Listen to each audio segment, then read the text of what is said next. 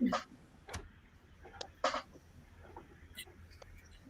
evening, everyone. I'm Rene with Lake Nona Social, and this is another one of our Let's Talk series. And tonight, we are going to be talking about the hot debate of reopening schools right now, especially during the COVID-19 pandemic. And I know a lot of parents have their own concerns and opinions. We've seen it on our Facebook, our social media pages all over. And so we just want to give you an opportunity to not only voice your opinion, but talk to some teachers, educators. We also have someone here from the Florida House of Representatives that you can speak to voice your concerns. Now, I want to say that this is an open forum. This is a no judgment zone. So we are here to be educated and also just to learn how you all are feeling tonight. So before we get into the discussion, I want to introduce our panel of people who are so gracious just to give us some time today. Thank you all for coming. We are so happy you're here. So first we have David Grimm. He's an educator and he helped put this panel together. He is also an administrator for a group of Orange County public school teachers that consist of almost 5,000 members. So he's actually the reason why we have everyone on this call today. So thank you, David, and welcome. Oh, you're welcome. Of course. Thank you for having everybody. Of course. And then we have Coach P. He is with the Florida House of Representatives. So thank you so much for coming tonight. Thank you. Pleasure to be here. Yes, thank you. Then we have Kathyrn Hammond. She is Orange County public school teacher. She and her husband as well. So she's going to be giving us some really good insight today. Then we have Annette Nielsen. She is the CEO of Treehouse Pediatrics. Thank you. So she's going to really be educating us on the medical side of things, how doctors are feeling right now, maybe some questions that doctors or parents are posing to doctors. So for you all who have those questions, make sure you list them. And then we have Emily Quoyeser. So she's a member and a parent advocate for the ESC Parent to Parent Alliance. So she works with a lot of parents, and she's an advocate for parents with kids with unique needs. So those parents out there, she is your voice, and also she is here for to listen to your questions and to be a sounding board. So thank you again for joining us. Thanks. So first, I want to start off just like something that was timely. And I was telling you all before we went live that the Florida Department of Education just announced this afternoon that it had approved the county's plan to reopen schools. I kind of want to go to David on this because I know that Wes already posed a survey of Orange County teachers, and it says that only 27% of teachers were kind of for in-person teaching. And then for the virtual or the hybrid school to be launched from home, a little over 46% teachers. And then right after that, doing like a virtual class, but in the classroom for the teacher, but still doing virtual classroom, that's 17.8%. And then we had a little over 5% that are like up for all options. But David, you had your own survey. You work intimately with teachers. I want you to talk about the survey that you had on your Facebook page, on your social media accounts, and just talk about how teachers are feeling right now. Sure. So at the conclusion of the school board meeting that took place last Friday, when the school board approved the plan and the superintendent was going to send that on to the state, it was mentioned that they were going to be doing a survey for both parents and teachers. So as you mentioned, we have a teacher page that was started last summer, about this time. It's just about approaching 5,000 members. There's about 14,000 teachers within Orange County Public Schools. So it's a little bit less than half, but not everyone's on Facebook.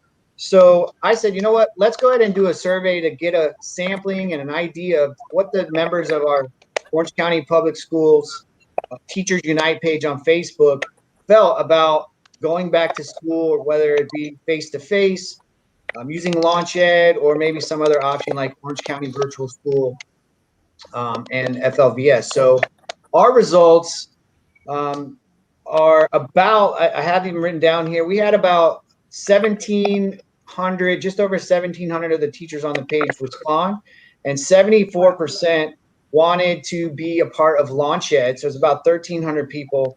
We had 22% that chose face-to-face, and then some smaller percentages of Orange County Virtual or FLVS. Now, it just was reported yesterday, the results, or the current updated results of the surveys that Orange County put out to the teachers and the parents. And it's kind of interesting because if you add up all the choices that the parents have, you probably say about 65 to 70% want some sort of option at home, and I think it was Launch Ed that was the predominant choice there. And then on the teacher side, it was actually about 70% that wanted Launch Ed, whether it was in person or at home, in the classroom, excuse me, where the teacher would be teaching their students who are at their house on the Launch Ed platform. So as you can see, three different surveys, three different sets of people who were questioned, but all primarily having the same result. Overwhelmingly, the predominant choice is people want to stay at home because I think they still feel it's unsafe to be in classrooms. Yeah, and that's what you were telling me before with the survey that you found and kind of what we're hearing from teachers. And I kind of want to bring Kathyrn here as well. Thank you, David, for that. As a teacher, and your husband's a teacher as well, like you're kind of faced with this decision. You have 2 kids, you have a baby on the way as well. Congratulations to you and your family. So just talk about you. How are you feeling right now with that information that David has told you and kind of like what we're hearing right now? Nervousness. I use the word trepidation. For me, returning in person is just not an option for multiple reasons. I'm being pregnant. I also have a 21-month-old who is compromised. Excuse me. He has some health issues that we have to worry about. And I work at a middle school in Orange County, Southwest Middle School. We are the 2nd largest in Orange County. So we have a population of over 1,500 plus 80 faculty. And as things currently stand, I just don't feel safe with the social distancing measures that they're talking about putting into place. I just don't see how we'll be able to adhere, not even to just the CDC guidelines, but being able to keep our students safe, being able to keep our faculty safe. No worries. And sorry about the audio right now. We're trying to fix that. So just bear with us and still join the conversation. For everyone that's just joining, this is another one of our Let's Talk series. And we are met with educators, lawmakers right here tonight to talk about the reopening of schools and how people are feeling right now. So this is a non-judgment zone. Please submit your questions. We have people here to answer your questions and also just join the conversation since we're all in this together. So I kind of want to now pose my next question to Coach P. So what is kind of like the state's debate right now? Like just talk about from that point of view, what are some of the challenges you all are facing right now with opening schools, deciding not to schools and that whole thing? If you can kind of just talk about from your perspective and what lawmakers are feeling right now.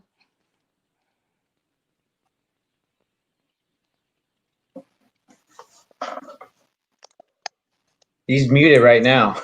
He's muted. Okay. There he goes. I think he's trying to fix it. Yeah, can you guys hear me? Yeah. Yes. I apologize. I can hear maybe every 3rd or 4th word that's being said. Okay. I'm going to try it again. We might be having a little technical difficulties. I know that we're trying to fix right now. But basically, I was just wondering if you could speak about how lawmakers are feeling right now, dealing with the challenges of going back, reopening schools, not reopening schools. What are they feeling right now? What are some challenges you all are facing?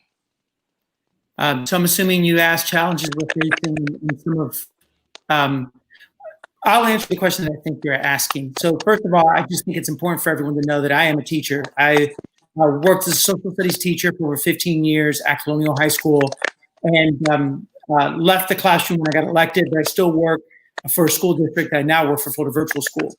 So I'm very well aware of what happens in the classroom, what happens in our schools, especially in Orange County Public Schools. And it concerns me very much. What concerns me is students going back into the classroom and the potential spread of the COVID-19 virus even further into our communities. So you asked what is happening at the state level. What's also important to understand is that the decisions that are being made right now are being made by the executive branch of our government. The legislative branch doesn't have authority over emergency situations like these. This is something that is constitutionally the authority of the executive branch, regardless of whether it's for education's Department of Education through the commissioner, or through emergency management is through the secretary of the Department of Emergency Management, which is Secretary Moskowitz. What I can say is I like the fact that they are leaving it up to school districts, but I wish that it was truly authentic leaving it up to school districts and allowing them to make a decision that best reflects what's happening in their communities. My fear is that is not what's happening. We've seen a lot of misinformation coming from the state level to our districts, and because of that, our school boards and our school district are having a hard time implementing the measures that they believe or that the community believes should be implemented.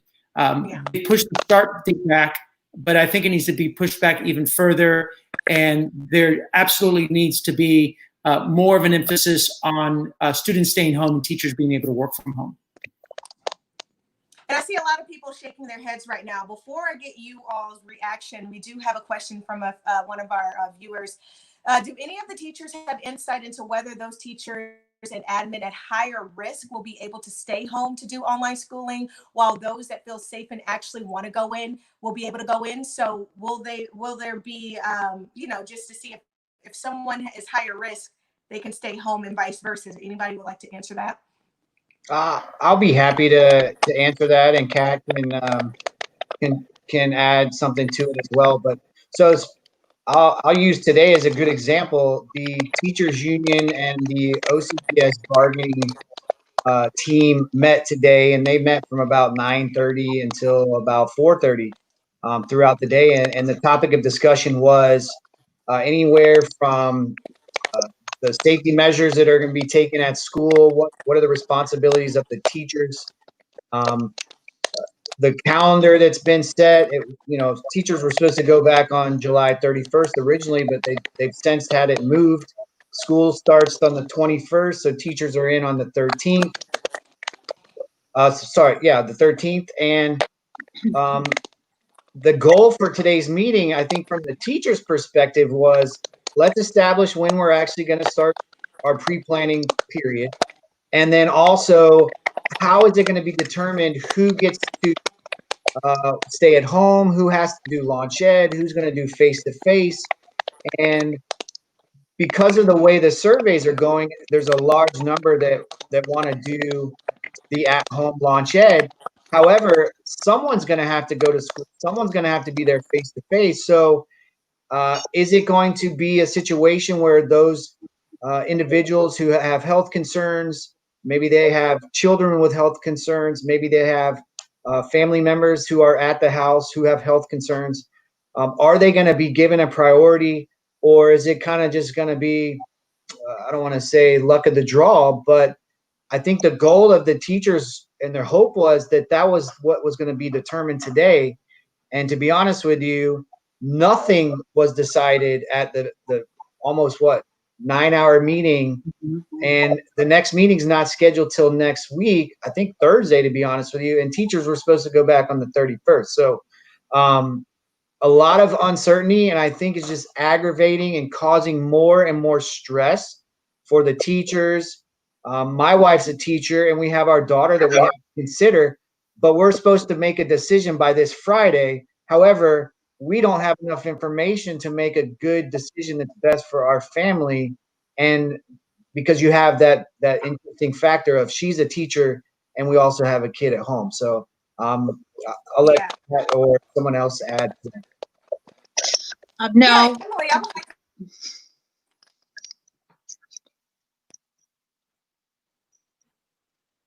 So, do you have a follow-up?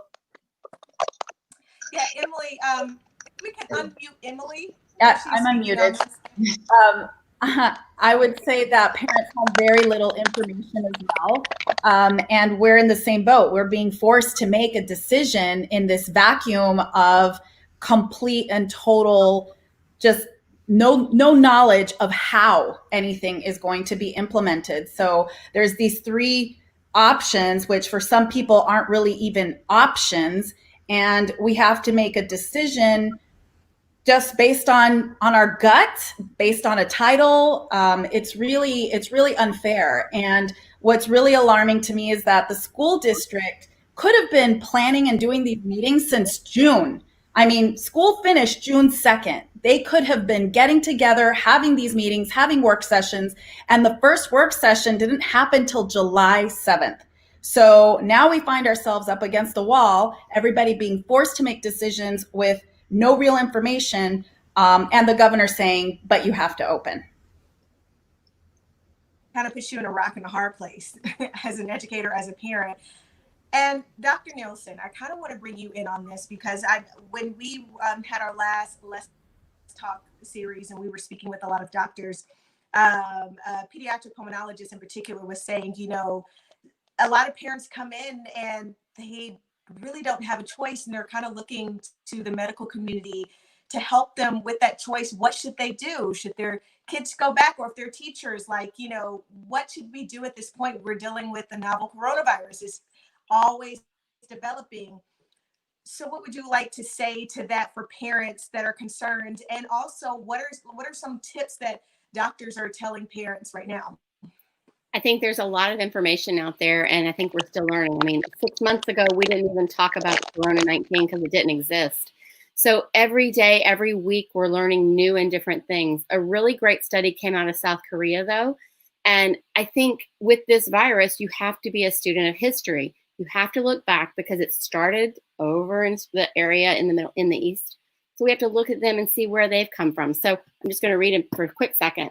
So what they did is they studied a large group of kids. They had 5,700 coronavirus students, or patients rather, including 10,600 people who lived with an infected person and another 48,500 people who didn't.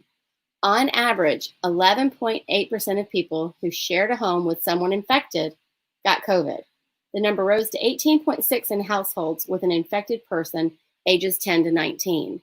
So if you've got a kid who's between 10 to 19 years old and they go to school and they were to catch it and bring it home, 18.6% of the time, they're going to share it with the family. Now, if you have a multi-generational house, in my situation, I have a 76-year-old mother who lives with me. Well, that's my multi-generation. So if my mom were to get this, yeah, you know, she's got the wrong blood type. She's A positive. She may get really sick. She may not be here. And that would kill me. That would crush me. I'm not willing to risk that. I can't do that to myself, my child, or my mom, or anyone else in my family.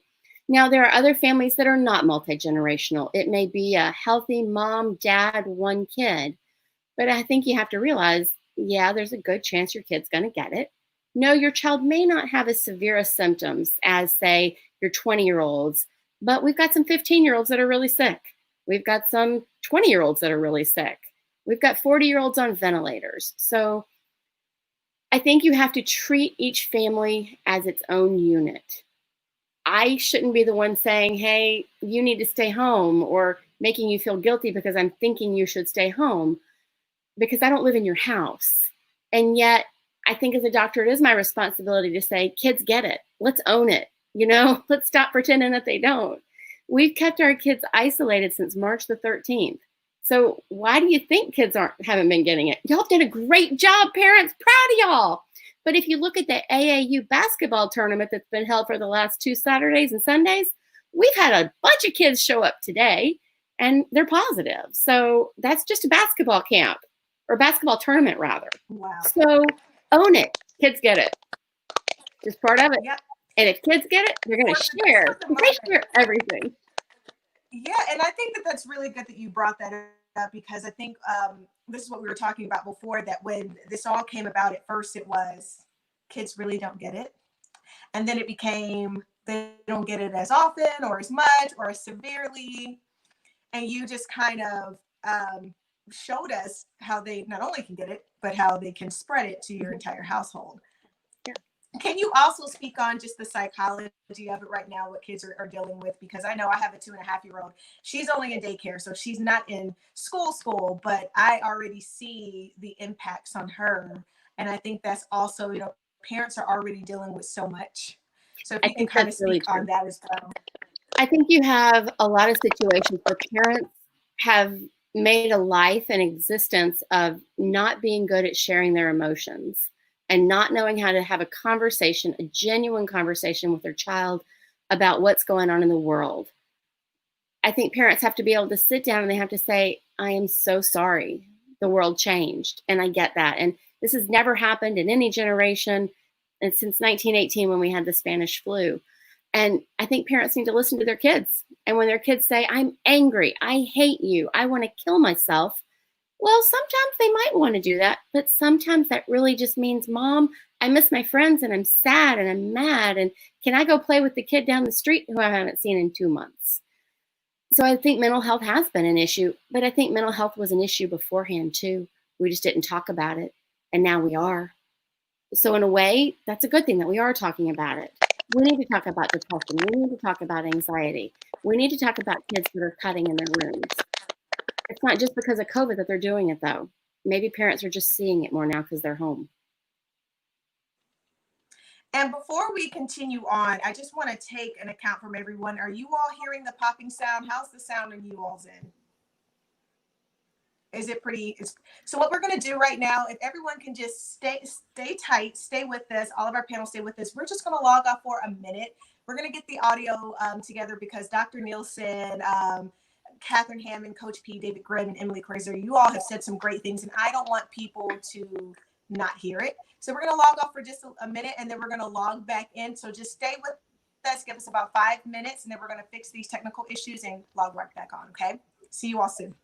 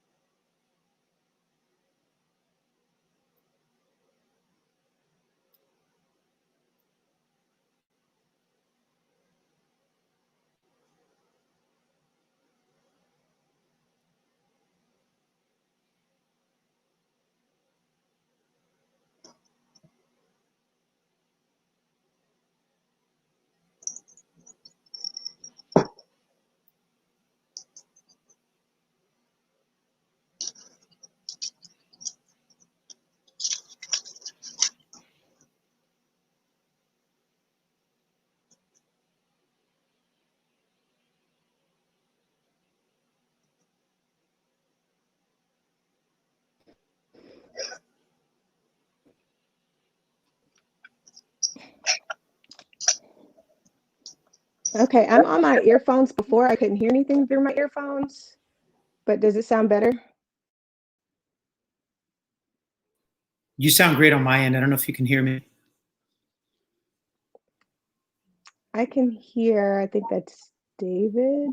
Nope, it was Coach B. Oh, Coach B, sorry. I can't see That's anything okay. yet, so I just want to. That's right. Yeah, you sound way better. Okay, because before when I had my earphones in, I couldn't hear anybody, but I guess it's working now. So my apologies, guys. I didn't. Yeah, and before I could hear every fourth or fifth word. It was tough. Not too sure what's going on. Okay. I'm in, guys. Hold on, let me text them.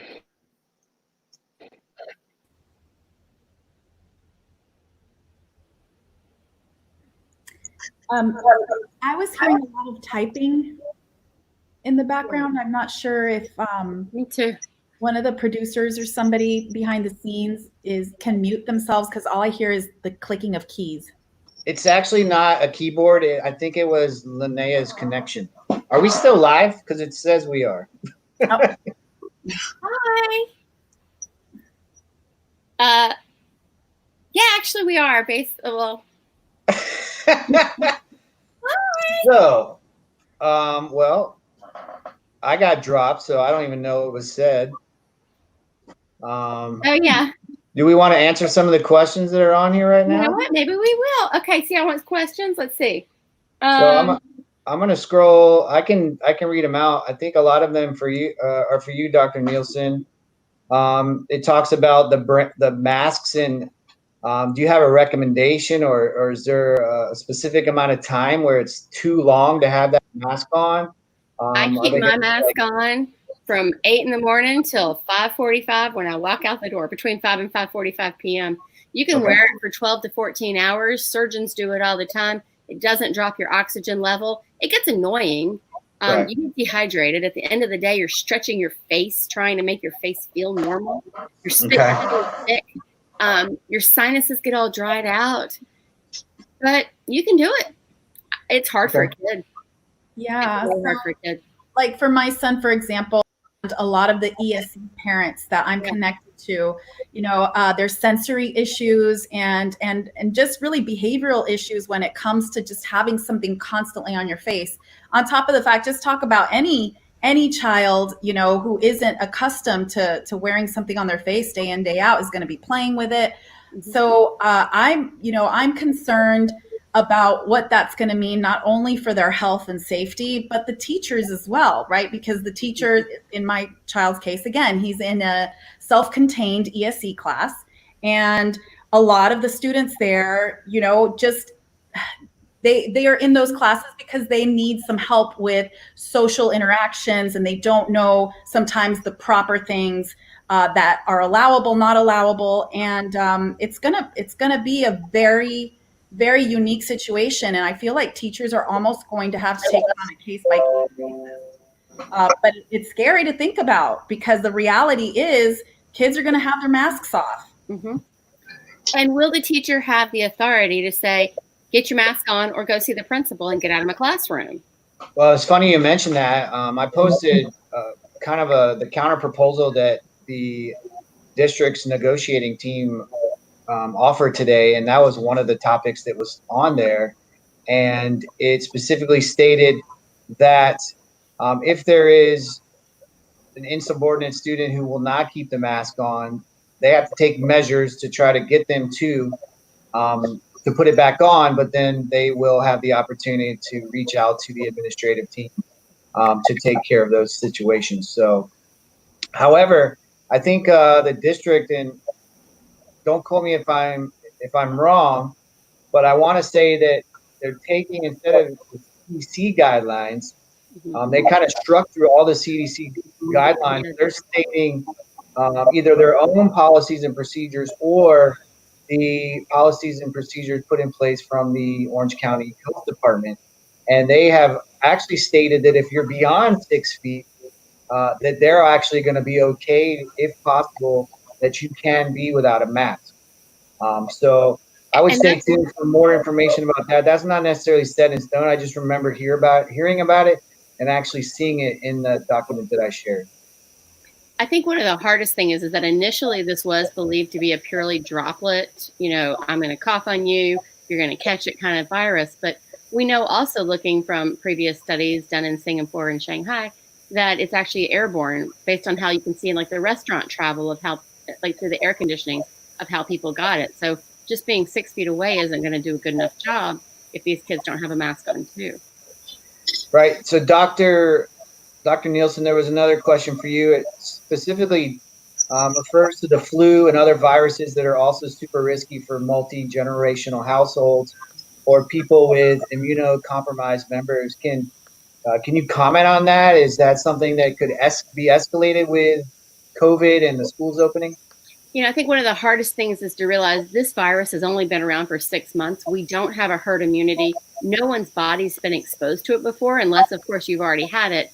So in that respect, if you get exposed, the likelihood of you catching it's really high.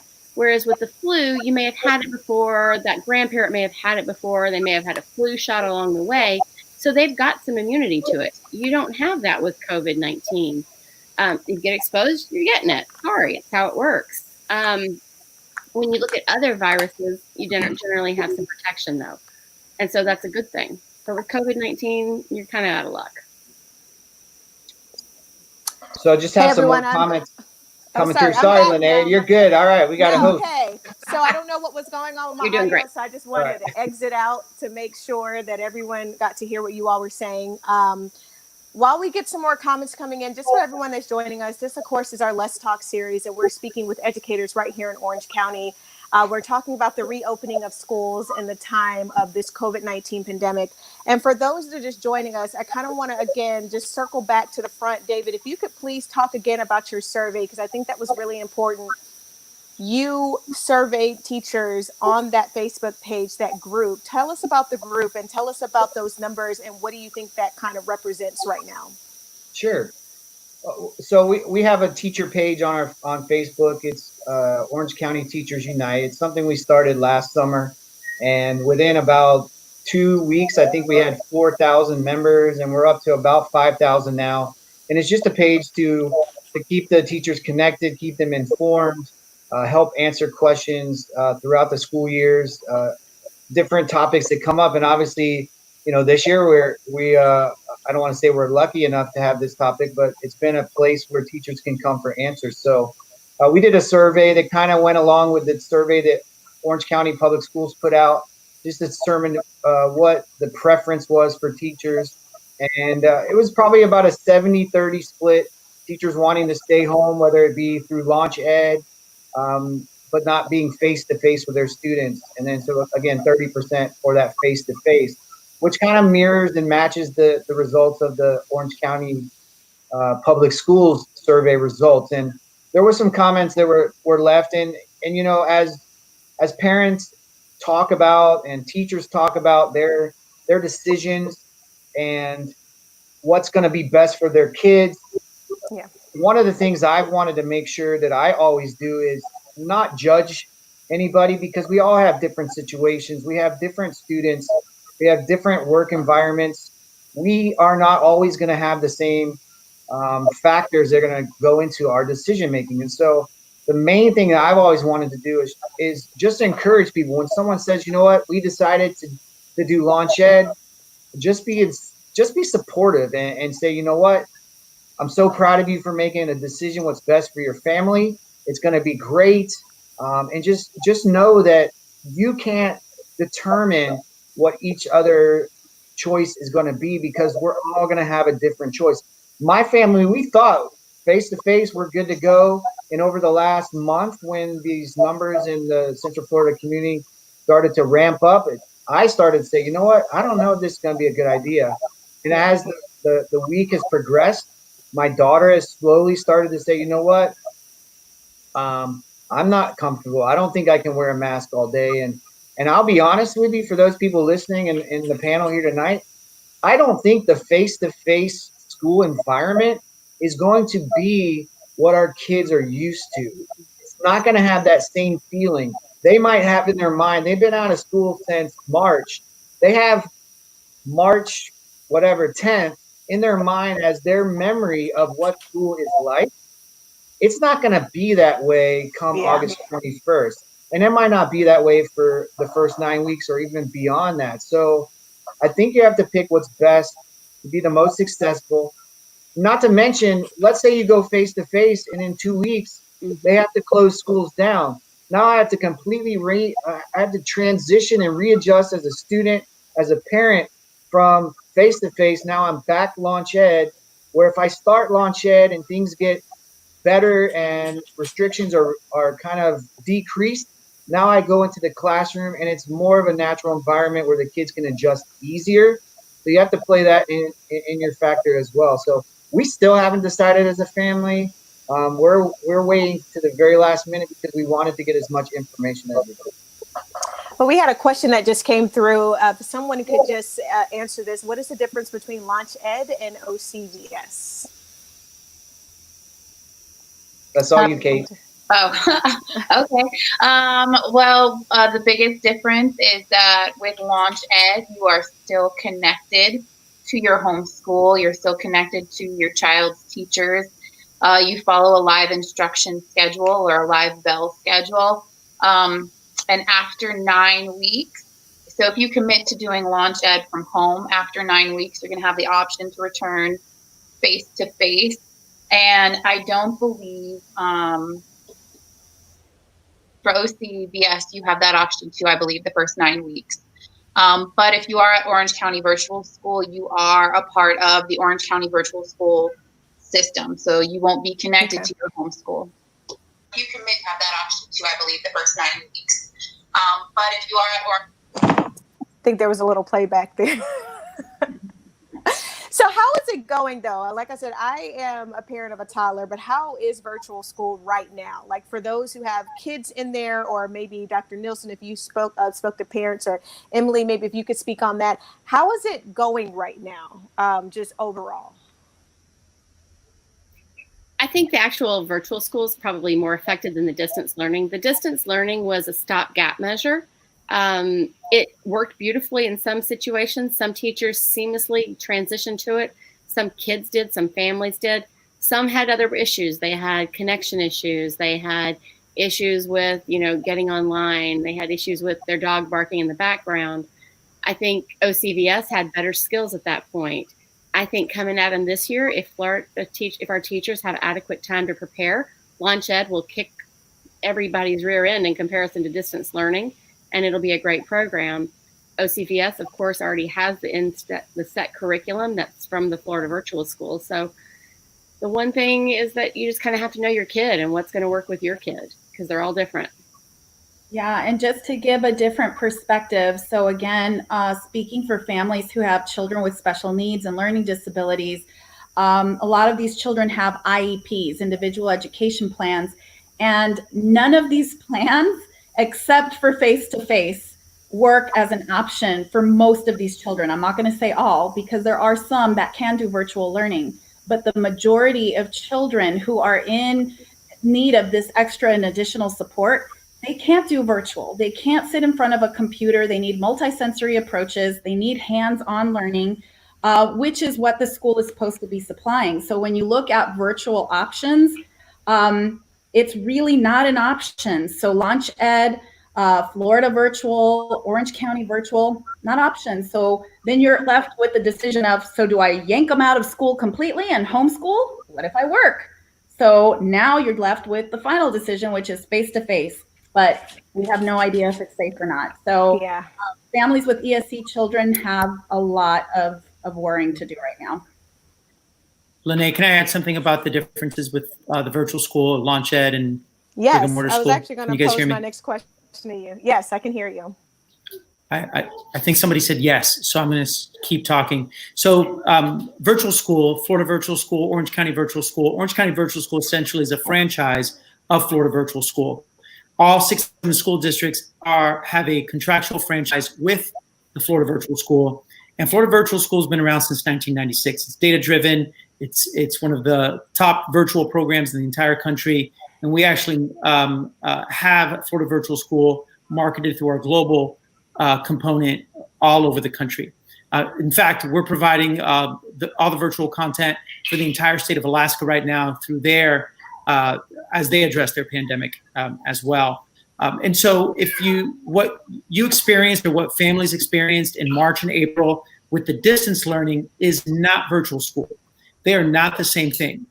Launch Ed is different as well, and I think Launch Ed will be better, but virtual school is time tested, it's proven, it's not for all students.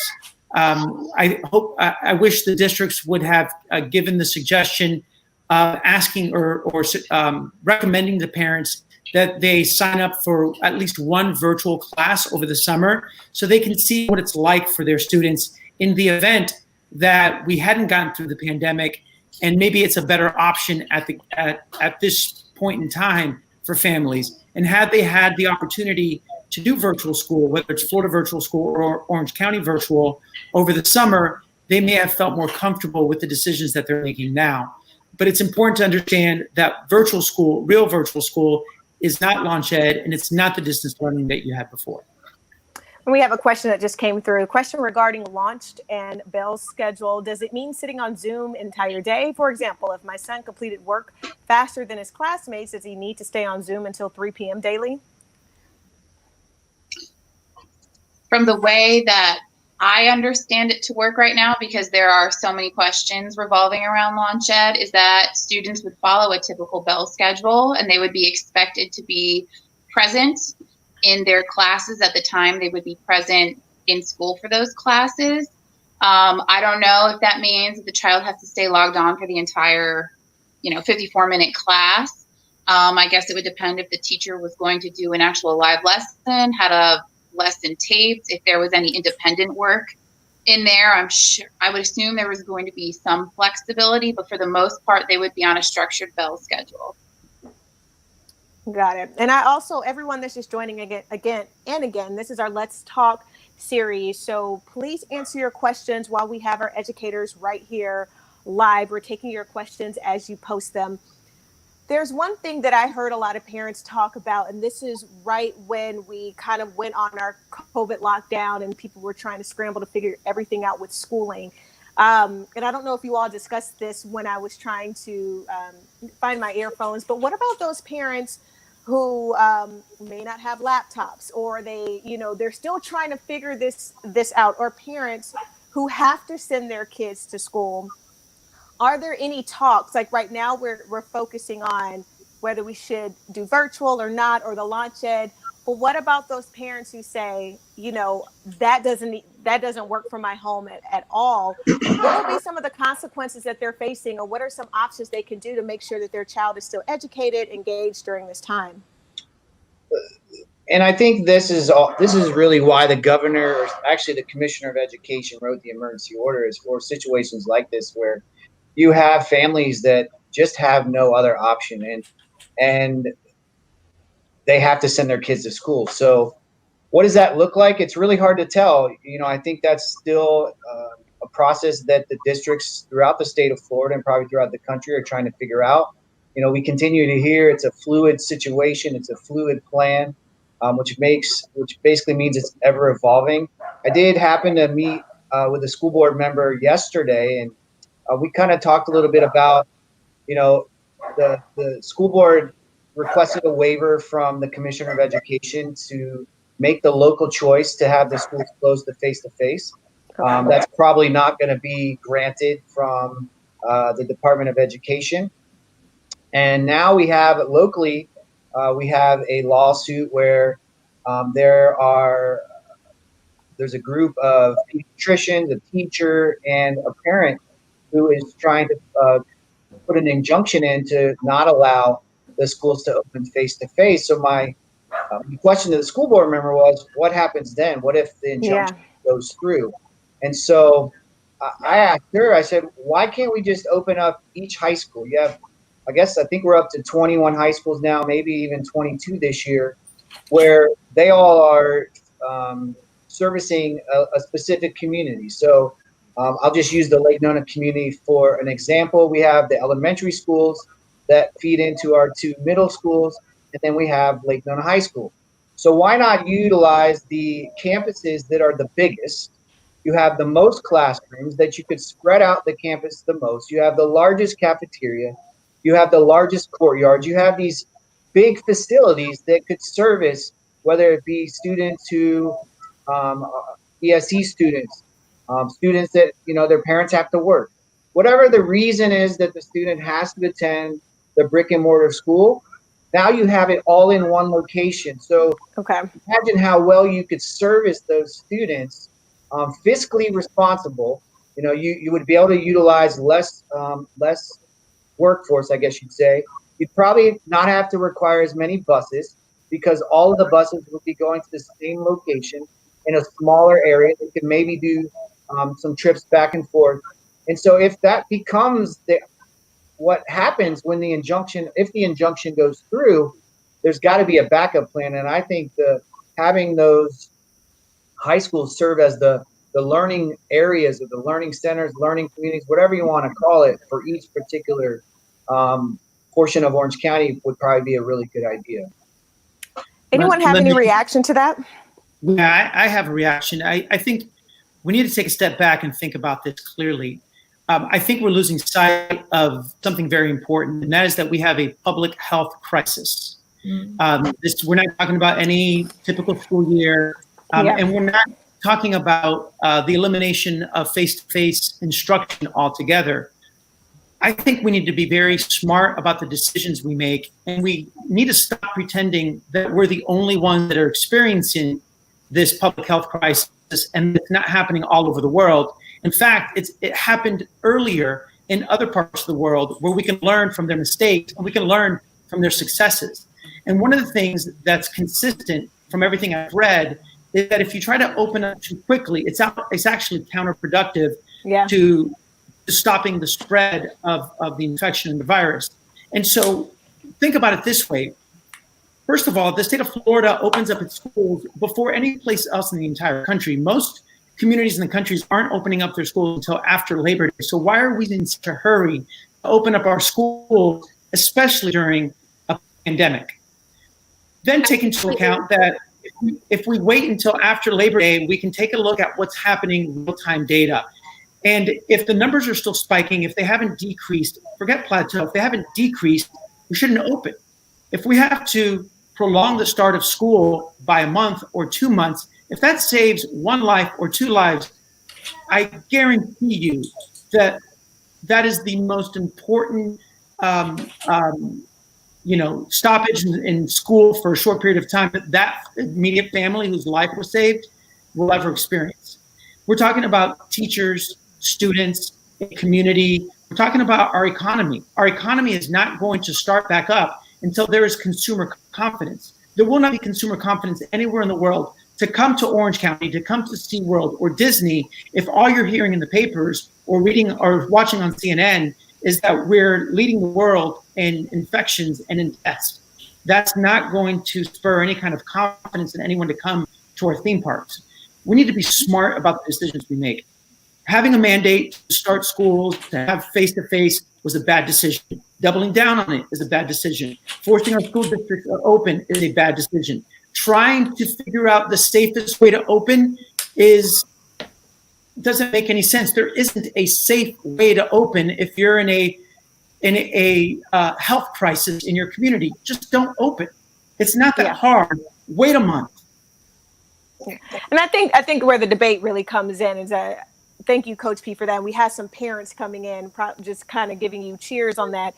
And I think that's where the debate lies, right? So we're trying to figure out, parents need a place for their kids to go. Kids want to go to school. Kids want to get out the house. But it's a pandemic. We don't know. It's going to get either better or worse, but we have to wait to see, right?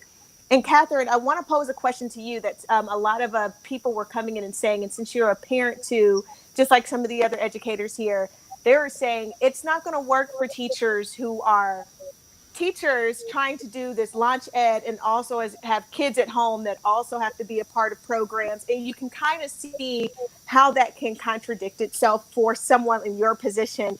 So for the parents here who have kids who are kind of facing this and they're also teaching, and Kathyrn as well, like, how do you expect to make this work? What are some of the conversations that are going on in your home right now? A lot of confusion, a lot of plan A, plan B, plan C, plan D. As it stands right now, we're looking at launch ed as an option for our son who would be entering kindergarten.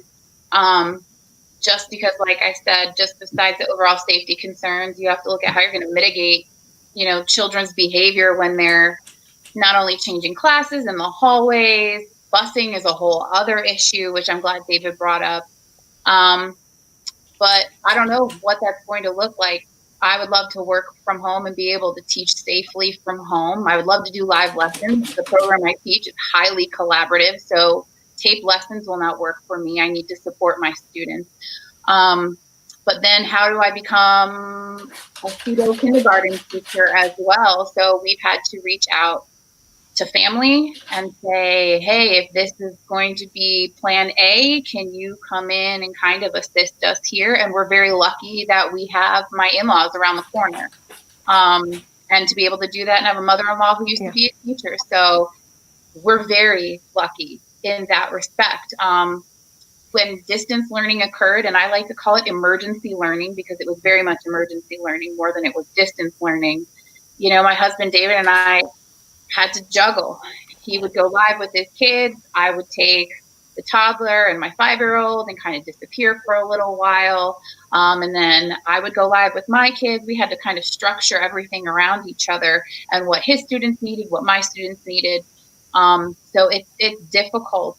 I wish I had a plan to say, yay, this is what can work, but everybody's different. Not everybody has family around who's close. Not everybody has the option to reach out and get help. Cost is a factor. If you're looking at having a daycare or bringing a babysitter, that costs money. You now have teachers who are looking at their paychecks who are possibly going to be pushed back 2 weeks, maybe more, hopefully not.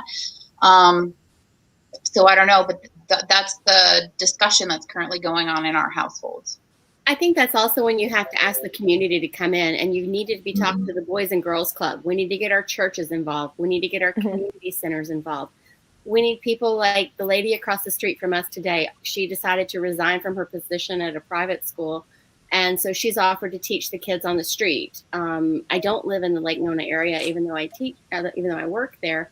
But it's really kind of neat that, okay, well, we might have this teacher who's going to volunteer to stay home, and that way her kid can be part of this little pod too. So there'd be 5 kids in a little group in her backyard. So I think we have to think outside of the box, especially for this first 9 weeks, because like Coach P said, we are in the middle of a pandemic. Our numbers, though some would like to say that they're going down, they're not in reality. They're still really cooking and doing great, and they're increasing. And they're going to keep increasing for a while, and then they will drop. They will go back down. If kids go back to school, that'll be your next socially involved time, like the 4th of July was. 2 weeks later, cases will start to rise. And right around September the 21st, you'll have the second wave again. We'll have cases this time higher than we just got done having in the past 2 weeks. And that's going to keep happening. And I think that's an issue. I think this was also brought up at the board meeting. Sorry. No, it's fine. But this was also spoken about at the board meeting. I believe it was Kat Gordon who brought it up and said, hey, listen, we really need to lean on our community partners. And I know, for instance, in my area, there's been several businesses who have stepped up and said, hey, we are going to offer this. Some places are talking about hosting Orange County virtual students in Florida, virtual students. There's another company who's saying like, hey, we're going to look at doing a little co-op program, keep our numbers, with 8 kids or less. So the businesses are looking for things to do, ways to be involved. So I think we really need to turn our attention to these community partnerships and say, hey, let's work on this hand in hand and see what we can do to support our community. It's not forever. This is not for an entire year. This is an emergency situation. And we need to deal with it as is and know that hopefully putting all these safety measures in place, things will get better and they won't get worse. But if we, as Coach P said, rush into this too quickly, we will collapse on ourselves and we will be in even bigger trouble. And we had a question that came through. What about teachers who have multi-level education classes that they have to manage? If someone would like to answer that, how do you think that they will be able to manage right now with the launch ed? So, I'm gonna assume it says, how would teachers with multi-level grades teach their students? Well, ideally, if they were at school, they would probably all be in the same class period. So I would think that they would probably follow that with launch ed at home. So that's just, again, I'm gonna assume. That's not how it works for ESC. So for example, my son, who is in a self-contained class, had last year 2nd grade all the way through 5th graders in his class. So the teacher is running 5 different curriculums, and then you have access point curriculum, which is the state standard access points, versus the gen ed curriculum. So how is a teacher, does she even have an option to teach launch ed? That is a really good question, and I don't think anybody in the district has even begun. Frankly, they haven't thought about anything for the ESC community. The ESC community has been left in the back like they always are. And this is another big question. It's another big situation. And if you were to just kind of speak about that as far as with the ESC community, like what are some things that you all are wanting, some solutions that maybe parents are talking about right now that maybe you could offer while we have people and we're, talking about this conversation? I mean, I think a blended model would have been would have been ideal. Something that would have given parents the flexibility. Again, these are individual education plans. So some people have to send their kid in. They have to. And that's the tough part, because there are no assurances. So you're already afraid of having to make that decision. But if you don't have any information, there's even more fear there. Launch Ed, if it's virtual face-to-face, again, it's the same thing. You're risking sending your kid to school and not knowing if they're going to be safe.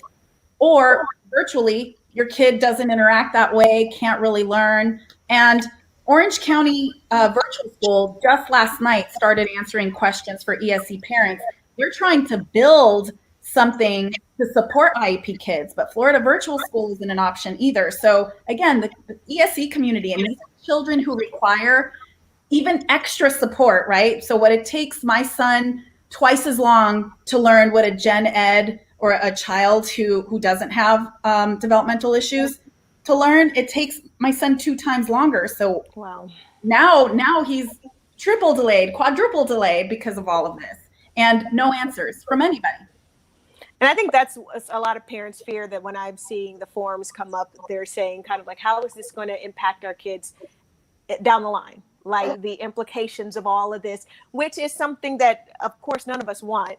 And it's terrible that it's happening. Coach P, what do you see for the future? You know, as far as what do you see will happen down the line, or how do you see the future looking if you had to predict with what we know now? So like anything else, this will be behind us, and we'll be, life will go back to normal at some point. I'm not an epidemiologist. I'm a scientist, not a doctor. So I'm going to sit here and say that we'll have a vaccine in 6 months, and then, within a certain time period, we'll be back to normal. Just know that it will be at some point. There was a pandemic, worldwide pandemic in 1918, and we got past that. We'll get past this as well.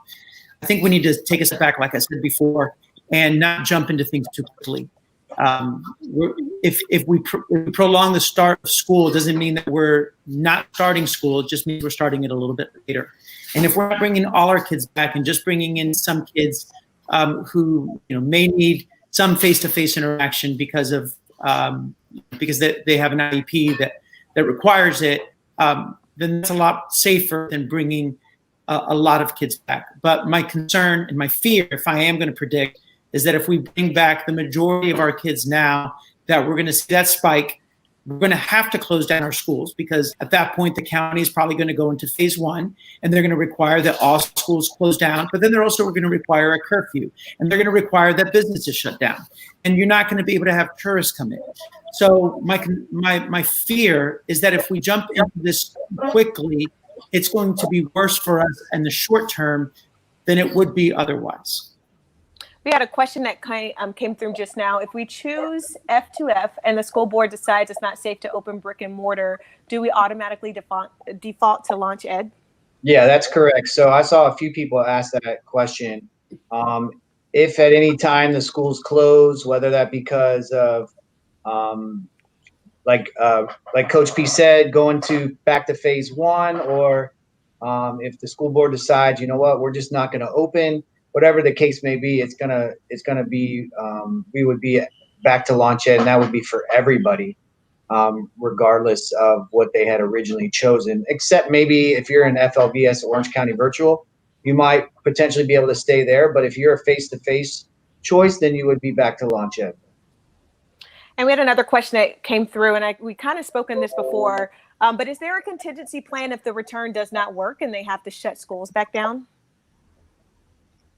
Launch Ed. Yeah, just Launch Ed. I think another thing that we need to be cognizant of about is that one of the things that the board is counting on is that you're going to be able to test kids. So let's say a kid goes home and is sent home sick or potentially sick. Before that child returns to school, they have to either have a doctor's note and a negative test or a test. The problem is that currently in Orange County, I'm the only pediatric office that actually has tests for COVID. I was just going to say that. I'm the only pediatric. I'm not able to find one. Other than Nightlight Pediatrics that has it. Wow. So you can get a rapid test. So how are you going to test all the Orange County kids when they get sick? You can't. Yeah. So I think And- there's something going on. And right now, while our numbers are going up, we need to have a chance to say, just stop, just think, let's get our planning in order, let's get our testing set up so that we can adequately treat our clients and our county. I think that's one important part about the injunction is that it's going to allow individual county school boards to have the ability to treat their county. So instead of saying, okay, the entire state has to act the same way, if we don't have cases in Fort Walton, let's open Fort Walton schools. But if you've got your cases blossoming like an algae bloom from a heck, you don't open Orange County right now. You have to treat the county that you have in front of you, and we're not. If we could bring that question back up, I saw it come up and I wanted to be able to pose it. It says, do we have the capacity when school goes back face-to-face to support testing, contact tracing and hospital bed capacity for children and adults? Not at all. Dr. Nielsen? Not at all. Not at all. I know exactly how many tests I get every 2 weeks from this wonderful medical supply company. And I talked to my rep before I got on this call, actually, to see when I could get my next shipment. And Nightlight Peds and us, we don't have enough tests to go around to test all these kids and their parents. A lot of times when a parent goes somewhere, it can take 7 to 14 days to get a test result. By then, you've spread it to half your coworkers. The tests that Nightlight Peds have and I have are instant, but still, that's no better. Dr. Nielsen, I have a question for you. So if you have a student that's in a class, let's say it's in Ms. Hammond's class, and that student's been with those students and with that teacher and any other teacher that they're with for a week, and the parent calls and says, my son tested positive, what then happens to all of those kids and the teachers that were exposed? Do they have to go back home and be quarantined for 7 to 14 days, or do they continue to go to school as if nothing happened? The CDC says that they're supposed to go home for 14 days, be tested, and return to school after they're symptom-free for 72 hours. But now let's say that there's a kid in that class who has a twin sister. Well, that twin sister's classroom has to do the same thing. So all the initial contacts and sibling contacts. So if you've got a family of 5, which in Lake Nona, we have several families of 5 and 6 kids, you may end up with 5 and 6 classrooms out for 14 days and all of those teachers. And throw a teacher into the mix if the teacher's a parent of the kids. Right. And you see the domino effect. I actually can speak onto that because I have a friend who said that her friend's child had to leave daycare because one of their students in the classroom was exposed to COVID. So the teacher had to leave, everyone in the school had to leave, and they had to be shut down. And when we talk about testing, that's a whole nother issue with testing, especially for kids. I was able to get one from my daughter at urgent care, but it took us, I have a mother who's over 65 who's coming in town, and we had to set that test up 2 weeks in advance in order to get the rapid test. So I definitely feel what you're saying, Dr. Nielsen. We have another question that came through. Why would we shut down the schools? Why would we shut the schools down for a 98% plus survival rate? We didn't do this for any other virus. And that is, I want to say that is the view from a lot of people, that most people survive this virus. So why are we shutting down? Dr. Nielsen or Coach P, David, Kathyrn, Emily, anyone? I want to piggyback off of what Dr. Nielsen brought up about the testing just real quick, because today in bargaining, we took a look at the MOU that the district sent out. And right now, Dr. Nielsen mentioned the CDC recommendations for kids who are exposed or test positive. As it stands right now in the MOU, it stated that students or teachers exposed or who test positive can return to work. They don't need a negative test. They can go with a doctor's note. So that's scary. Is extremely concerning. And I had my 5-year-old had to be tested for COVID. He had dental surgery in June, and holding my 5-year-old down while they tested him for COVID was probably one of the most traumatic things I have seen. So I just wanted to state that that fact, that's a very scary factor if you're looking at sending kids back to school in these spikes. And I'm not a math teacher, but I do want to answer the 98% survival rate. Yeah. And so we have just around 220,000 students in Orange County Public Schools. I think we have over 17,000 employees. If I'm correct or incorrect, someone can let me know, but it's right around that. So take 2% of the 220,000 students. You're saying it's okay for 4,000 students to potentially die in order to allow for all students to have face-to-face education immediately, as opposed to just waiting a month or maybe waiting 2 months for face-to-face education or going virtual for however long we have to. The same thing with adults. And that's not taking into account everyone else they infect, because it's exponential. One person gets infected at school. It's not just the kids at school or the adults at school that get infected. It's everyone else that has any contact with them in their own home or outside the home. So you're taking a look at increasing the number of people who die exponentially by jamming 220,000 kids into our school system, along with 17,000 plus adults and everyone else that's exposed to them. So 98% success may seem great when you're talking statistics, but when you're talking about 4,000 people dying that shouldn't die if we take the proper precaution, it doesn't sound so great. And it really hurts as a doctor or a healthcare provider when you have to say, I'm so sorry, but your loved one didn't make it. Because then that healthcare provider goes home and feels it all night long and for years to come. As a former pediatric hematologist, oncologist, kids cancer doctor, I still feel and can tell you every person I said that to in 2004, I don't want to go down that road ever again.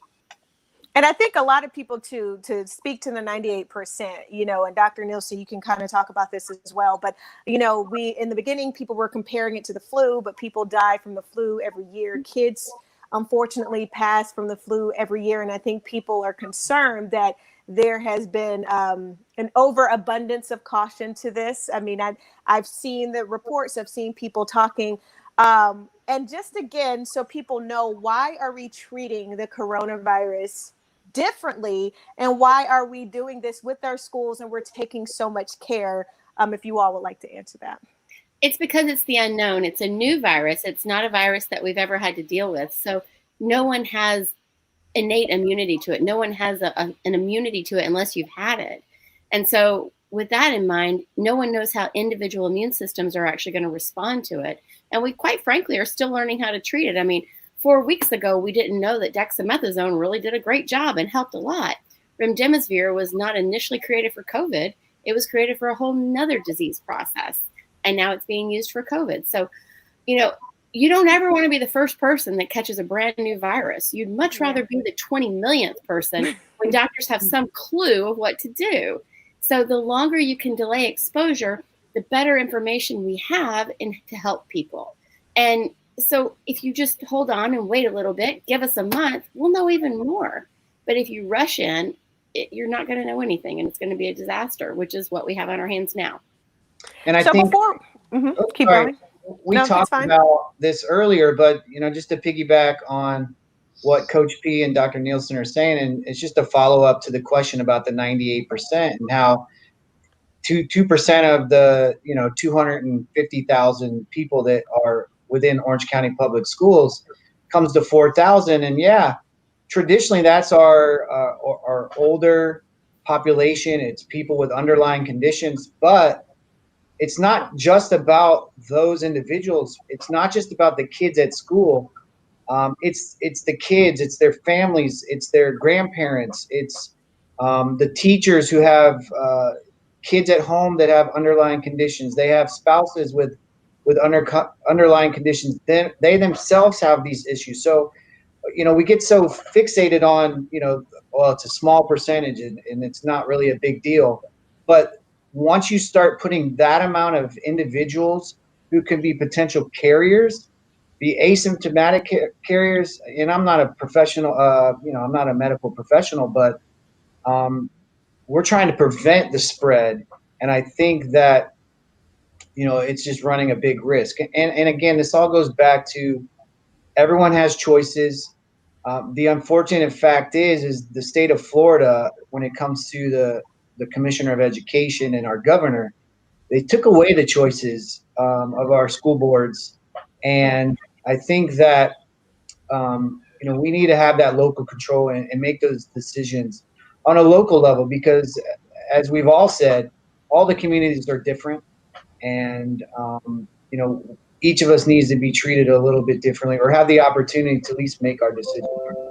And I think that's the major argument right now that I'm seeing. And before we wrap up, we have about a good 5 to 10 more minutes. And if we can just kind of wrap up again, any last things you would like to say, maybe something that parents can look forward to in the future. I do like Kathyrn kind of brought this up, and Dr. Nielsen, but just, communities coming together, posing for our churches, our other organizations, nonprofits coming together. I've also seen parents or people who used to be teachers saying, hey, I will have a small group in my house of people, like we know each other, I'll teach your kids.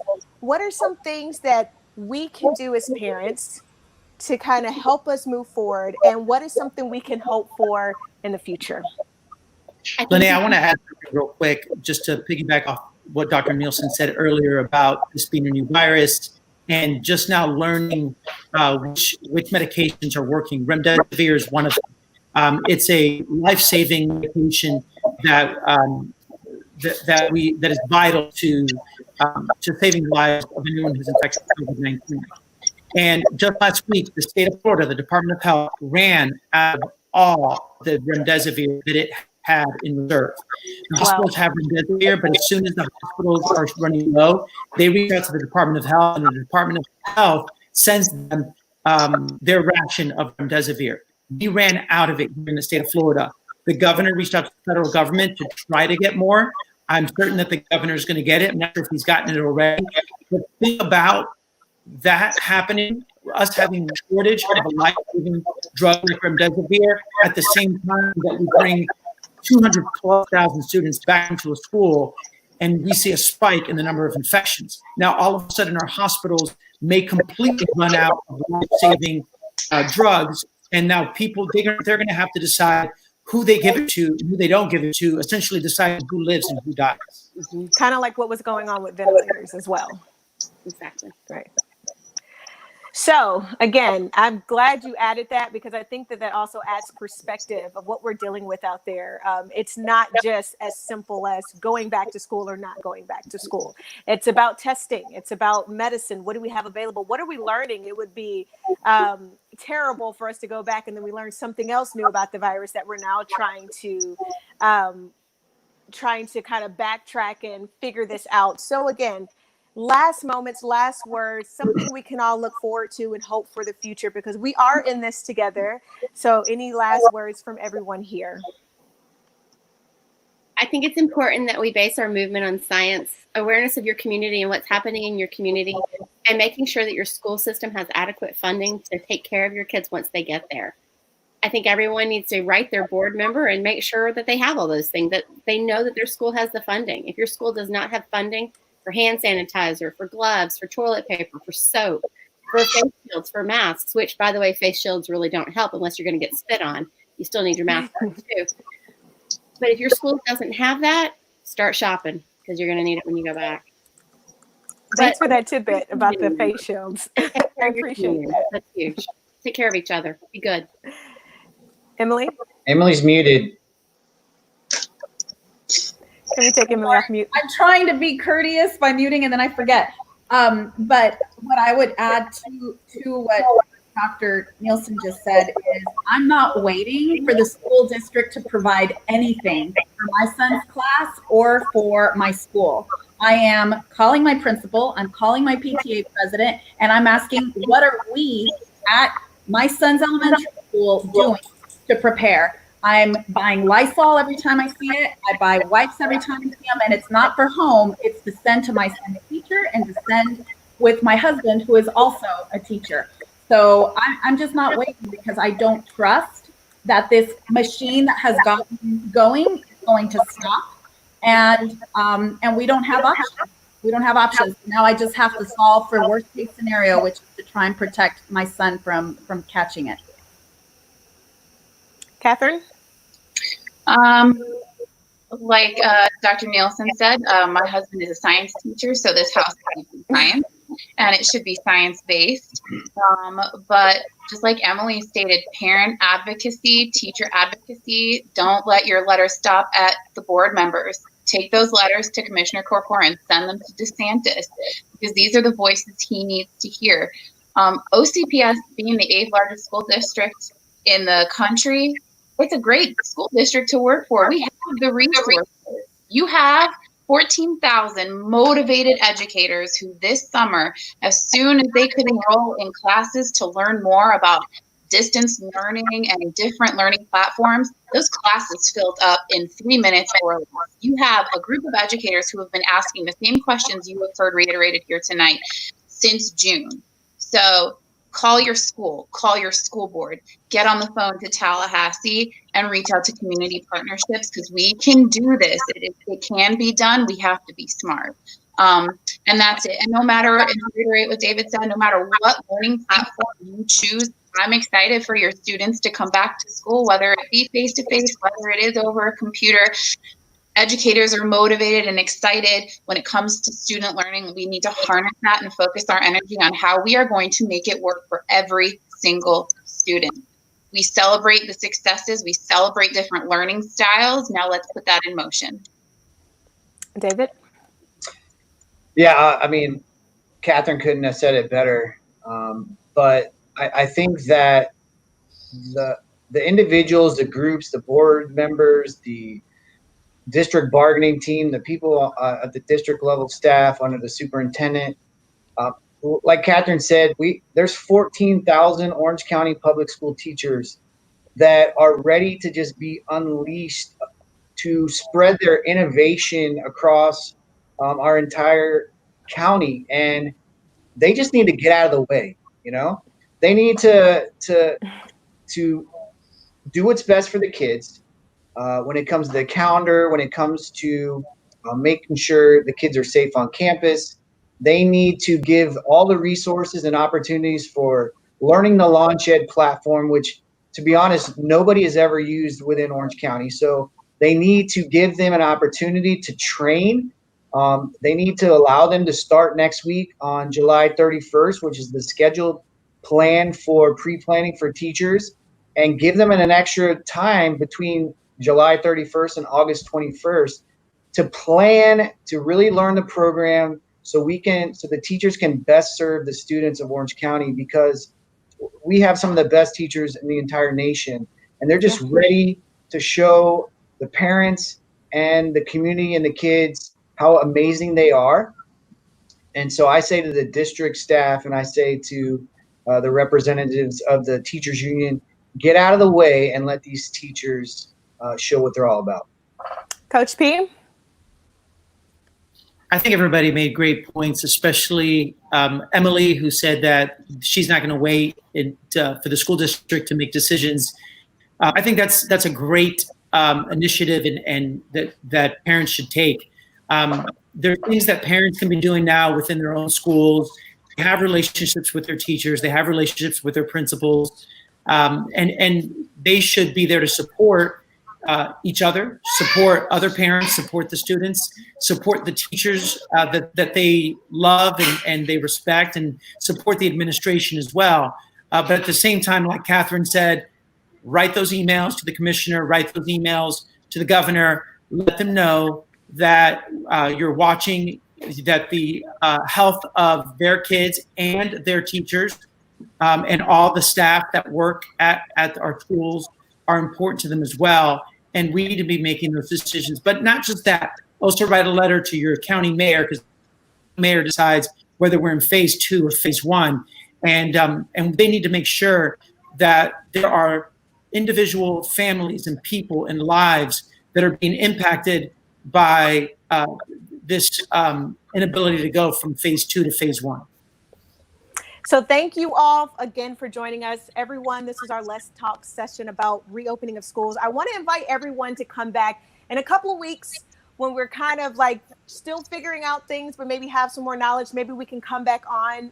We can see kind of what the state is looking like, so we can continue this conversation. And we invite everyone as well to log in then. But thank you all for joining us, Coach P, David, Kathyrn, Dr. Nielsen, and Emily. We'll invite you back in a couple of weeks. And I know it's dinner time. I hear kids. I know my kids yelling right now. So it's time for us just to say good night and thank you again. See you soon. Thank you. Thank you. Bye-bye. Good night.